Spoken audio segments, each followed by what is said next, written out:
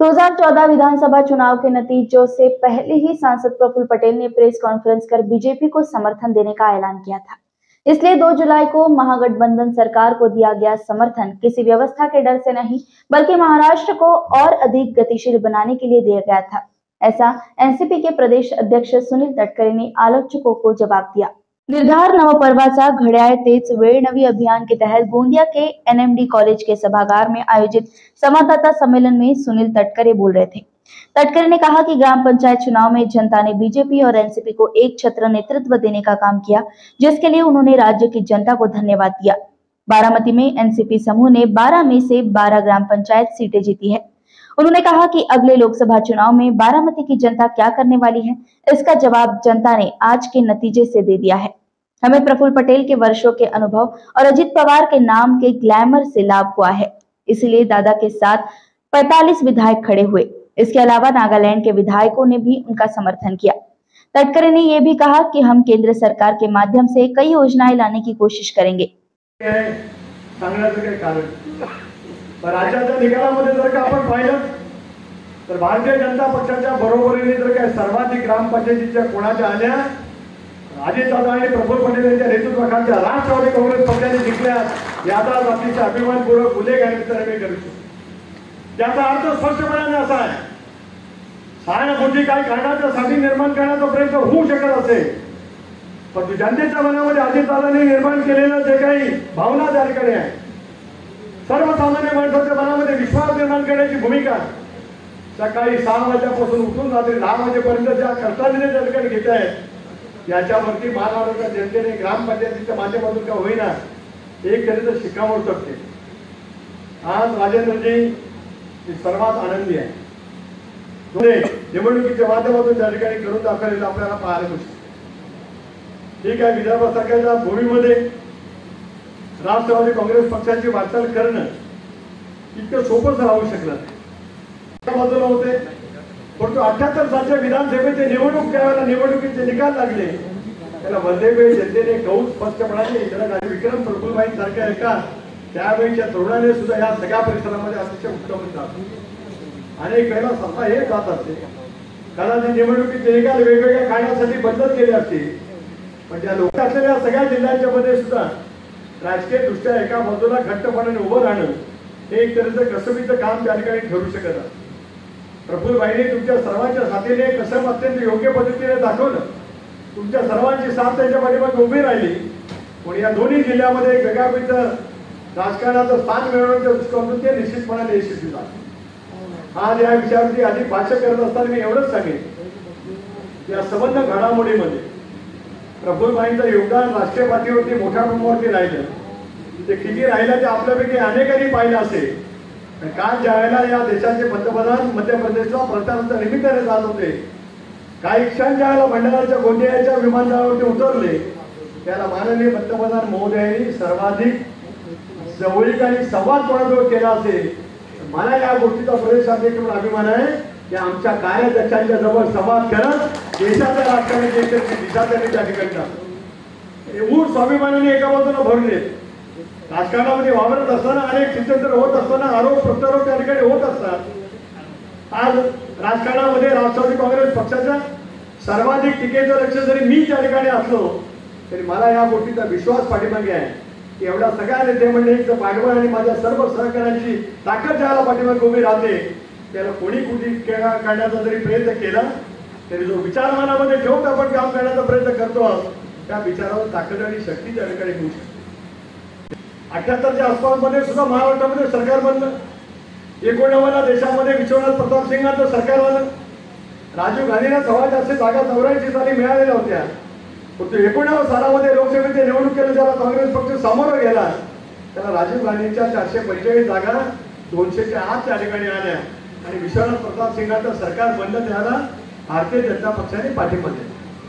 ते सरकारच्याकडे आपण पाहतो, मार्क्सिस्ट कम्युनिस्ट पक्ष असेल, भारतीय कम्युनिस्ट पक्ष असेल, या दोन्ही कम्युनिस्ट पक्षाची विचारधारा पूर्णपणे काँग्रेसच्या विरोधामध्ये होती, पण 91 साली ज्याला मनमोहन सिंगांच्या नेतृत्वाखालचं सरकार प्रस्थापित झालं, प्रफुल्लभाई ज्यावेळेला पहिल्यांदा लोकसभेवर निवडून गेले, त्याला काँग्रेसचा पाठिंबा कम्युनिस्ट पक्षाने भिन्न केलं जातं। ती भूमिका केवळ सत्तेसाठी त्या ठिकाणी घेतली गेली नाही. माझ्या काही पत्रकार मित्रांनी कालपासून मला प्रश्न केला, आजही प्रश्न केला की कुठल्या तरी ईडीच्या कारवाईमुळे तुम्ही त्या ठिकाणी जाण्याचा निर्णय घेत आहात. 14 सालामध्ये ज्यावेळेला मी निर्णय घेतला त्यावेळेला कुठली कारवाई कोणाच्या विरोधामध्ये सुरू होती. विचारपूर्वक आपल्या ध्येय धोरणाची जरा हरकत न घेता महाराष्ट्राला जे गतिमान करत असेल अजित पर्व नावाचं दुसरं पर्व या महाराष्ट्रामध्ये सुरू केलं गेलं पाहिजे. या विचारातून आम्ही तो राजकीय दृष्ट्या निर्णय घेतला आणि त्याच्यातून झालेला फेरबदल आपण त्या ठिकाणी ऐकू शकतो. उठल्यापासून मागाशी या ठिकाणी रुपाली ताईंनी उल्लेख केला पुण्यातल्या एका कार्यक्रमात त्या ठिकाणी काम करण्याची आवश्यकता. माझ्या पिछड़ा हुआ जिला, नक्सलग्रस्त जिला, इस जिले का एक व्यक्ति को मंत्रिमंडल में स्थान देने का काम हमारे राष्ट्रीय अध्यक्ष अजीत दादा, कार्यकारी अध्यक्ष प्रफुल्ल भाई जी और हमारे प्रदेश के अध्यक्ष गडकरी साहब ने जो निर्णय लिया, उस निर्णय के साथ हम रात को 12 बजे फोन किया, आप इधर आओ, मैं गोवा में था, मेरे अजीत दादा इस जिले में विकास अगला डीपीसी के पहले 4-5 तारीख को डीपीसी के पहले आप बैठेंगे उस मीटिंग में, नहीं बैठे तो मैं आपको बिठाऊंगा, मैं मेरे यहाँ रहता विकास के साथ चलते रहता, विकास तो होने वाला. हमारा मुद्दा यही था, दादा के साथ जाना बोले तो एक कमांड, राज्य के अंदर काम करने का तरीका, प्रशासन के ऊपर काम करने का तरीका, हमको अभी झंडे दिखाने का काम नहीं करने का. जैसा ताई ने बोला कि कार्डबोर्ड लेके जिंदाबाद मुर्दाबाद, हमको जिंदाबाद मुर्दाबाद नहीं, हमको विकास के साथ.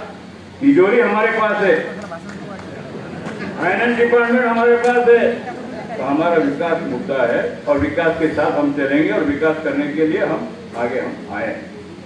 तो काम करना है, अभी नाराज होने की जरूरत नहीं. हर कमेटी में अपने लोग आएंगे, आप नाम फटाफट बनाओ. आपको 45 अगर हमको लाना है तो फिर हमको हमारा गति बुलेट ट्रेन से भी ज्यादा चलना पड़ेगा, वो रॉकेट चलना पड़ेगा अपने. तो ये तरीके से हम अगर चलेंगे तो मुझे पूरा भरोसा है कि विदर्भ के अंदर भी आप अगर अच्छे से अगर आपने नियोजन किया, जैसा जिस तरीके से आप बोल रहे कि भंडारा गोंदिया और हमारा गढ़चिरौली तो मेरा इच्छा है, अभी प्रदेश के अध्यक्ष है, क्या करते हैं वो मालूम नहीं. 5 दौरे हो गए, 5 बार मैं गोंदिया आया हूँ. अभी फिर से 4 तारीख को मैं मुक्काम से आने वाला हूँ और महेश्वरी जी आपके यहाँ 4 तारीख को मैं आपके लोगों के साथ मिलना जुलना, लोगों को उत्साह बढ़ाना, तब तो पार्टी बढ़ेगी. पार्टी नागपूरमध्ये भारतरत्न डॉक्टर बाबासाहेब आंबेडकर यांच्या दीक्षाभूमीवर नतमस्तक होत आज आपल्यामध्ये येत आहोत. तिला डॉक्टर बाबासाहेब आंबेडकरांचा विचार घेऊन महाराष्ट्रामध्ये जाण्याचा उपक्रम या निर्धार नवपर्वाच्या निमित्तानं होतं. म्हणून राज्याचे प्रांत अध्यक्ष हे आपल्यापर्यंत आले. पदाधिकारी त्यांचे प्रश्न मांडतील, त्यांच्यामध्ये एक संवाद होईल. या संवादाच्या माध्यमातून संघटना करणारा कार्यकर्ता आणि नेता यांच्यामध्ये हा संवाद संघटनेला बळकटी देणारा आहे, पक्षाला बळकटी देणारा आहे. त्या निर्णयासमवेत आपण सगळ्यांनी येत असताना दादा आम्ही तुमच्या सोबत आहोत हे पहिल्या दिवसापासून आपण सांगितलं, त्याप्रती कृतज्ञता व्यक्त करण्यासाठी आम्ही तुमच्यामध्ये आलेलो आहोत. आज आपण पाहतोय ग्रामपंचायतीचे निकाल हे आपल्या बाजूने लागले. सर्वसामान्य जनतेचे प्रश्न सुटले पाहिजेत, यासाठीची तळमळ ही दादांच्या कृतीमध्ये दिसून येते.